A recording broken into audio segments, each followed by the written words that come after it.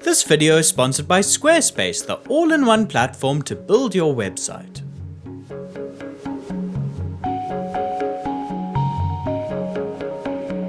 Every filmmaker has images playing in their head, but in order to capture those images on a set, filmmakers need a visual vocabulary to describe their vision, so that ideas can be shared, discussed, and executed by the crew. That's where shot sizes come in. They're a shorthand language for filmmakers to communicate how each frame will play out. Today we'll run through the different terms that you can use and the emotional effect they may have on the audience.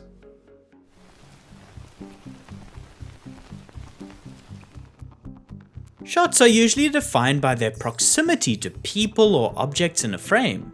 When characters are furthest from the camera and occupy just a tiny fraction of the frame, we call it an extreme wide shot.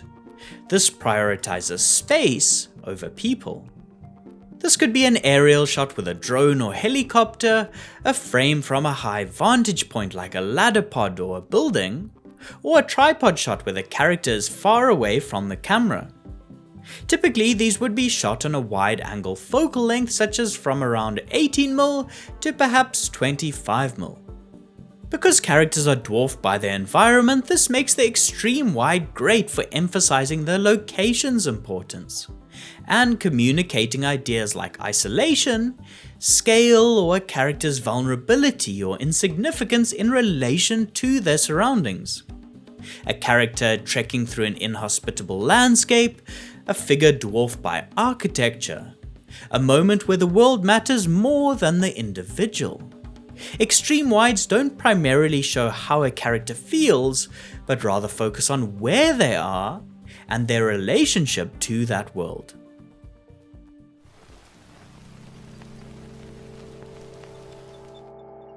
Moving the frame closer, we have the wide shot or long shot.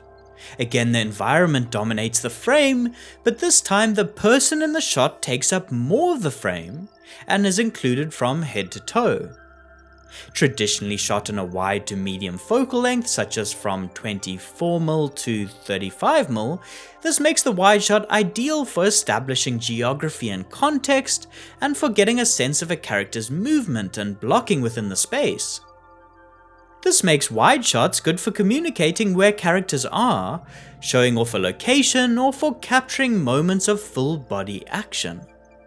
Although it's usually too wide for audiences to appreciate the nuances of an actor's performance, we do now start to get a general sense of their emotional state.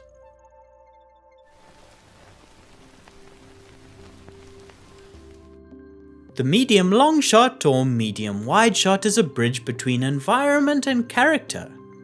Typically framed from around the knees up, this shot still gives us body language and movement while keeping the surrounding space present. It's good for dialogue scenes, blocking heavy moments, or scenes where physical performance matters. It's not emotionally aggressive, but it's not distant either. A slightly tighter variant of this is called the cowboy shot, a relic of old westerns where characters were framed to include the gun holster on their hip, especially during a standoff. The medium long shot says pay attention to the character, but don't forget where they are.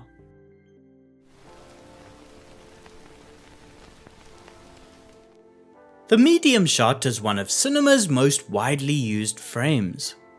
Usually composed from the waist or chest up, it closely matches how we observe people in everyday life when we stand at normal conversation distance from them. Because of that, it often feels natural, balanced, and unforced, and is often used for the majority of more emotionally casual dialogue scenes. It's common to film mids on more naturalistic medium focal length lenses, such as a 35mm, 40mm, or 50mm. The medium shot is a good default shot for when a filmmaker wants us to focus on what a character is saying or doing without pushing us emotionally too hard.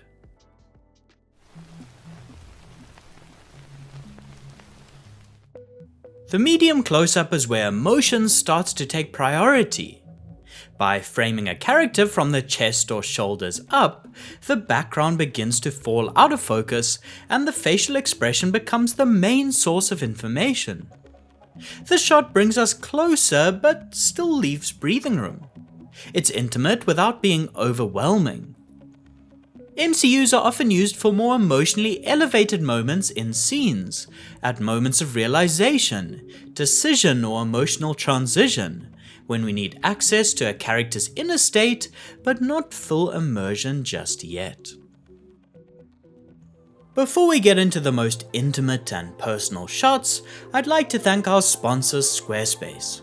Whether you need a professional portfolio to display your creative vision or marketing features to scale up your business, Squarespace provides an all-in-one solution. The platform makes it easy to connect with your community and promote your brand. You can jumpstart the design process using their flexible templates or their guided blueprint AI, which are fully customizable to your unique aesthetic. To ensure your work actually gets discovered, you can then leverage their built-in SEO tools to boost your search rankings and drive traffic to your site. Head to squarespace.com for a free trial, and when you're ready to launch, go to squarespace.com/indepthcine to save 10% off your first purchase of a website or domain.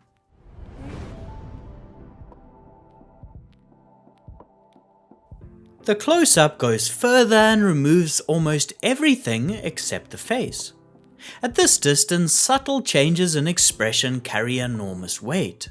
A blink, a twitch, a held breath, things that would disappear in wider frames suddenly dominate the entire shot.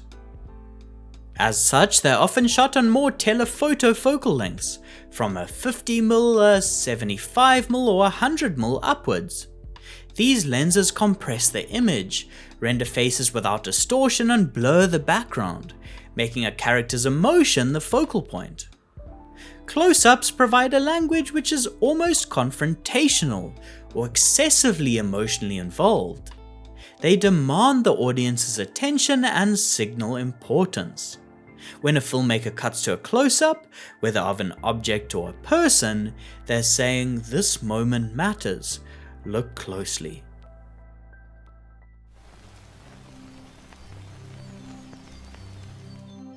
Finally, at the absolute tightest end, we have the extreme close-up. This presents fragments of the human body, an eye, a mouth, or a hand tightening around an object. By isolating a single detail, the ECU abstracts reality and amplifies meaning. It can feel intimate, unsettling, symbolic, or highlight an important detail by blowing it up on screen. Used sparingly, extreme close-ups can create tension or obsession. Used excessively, they can feel claustrophobic or aggressive. To get such a magnified perspective usually means using a long focal length like a 100mm, sometimes also requiring a diopter, which allows lenses to focus closer to subjects and make sure they are sharp even at such close proximity. This is no longer about observing a character, it's about fixating on something specific. With shot sizes out the way, there are a few other descriptive terms which can help you to articulate your vision. Shots can either be clean or dirty. A clean frame isolates a subject completely, while a dirty frame includes part of another character or object in the foreground. A common example of this is shooting over the shoulder. A clean close-up feels more personal or isolates individuals. Dirty framing subtly reminds us of relationships, power dynamics, and spatial awareness. It keeps multiple characters present in the frame, even when only one is in focus. Point of view shots place us directly inside a character's perspective. They collapse the distance between audience and character, removing the observer role entirely. We're no longer watching someone experience something, we're experiencing it with them. POV shots are commonly filmed on long focal length lenses or zooms to increase the voyeuristic feeling of the frame. Insert shots isolate an object or detail that might otherwise go unnoticed. They're often functional and focus on things which are important in the story and information which the filmmaker wants the audience to take in. Another decision is how many people to place in a single frame. This is expressed as a single, a 2-shot, 3-shot, etc. A single shot isolates a character, a 2-shot connects them. 2 shots are often used to express unity, intimacy, balance, or a lack thereof by using the distance between characters to isolate them on opposite sides of the frame. This choice affects how connected or disconnected characters feel. Filmmakers also control the angle the camera is placed at in relation to the subject. A frontal shot can feel confrontational, or when framed symmetrically, be a bit whimsical. A profile shot from the side can distance us and eliminate how much of the performer's face we see. A 3/4 angle is quite traditionally cinematic and frames characters in a naturalistic, non-distracting way. These subtle orientation changes can dramatically affect how approachable, guarded, or dominant a character appears, even when the shot size stays the same. Sometimes the most powerful shift in shot size doesn't come from a cut, but from movement. This could come from the camera itself moving, such as on a dolly or slider, or from a zoom during the shot. A slow push in from a wider frame into a close-up can mirror an emotional realization, or rising tension, while pulling back into a wider shot can create distance, a feeling of loss or emotional withdrawal. Instead of using cuts to control how the audience processes a scene, different shot sizes and fluctuations in emotion can be combined into one flowing moment.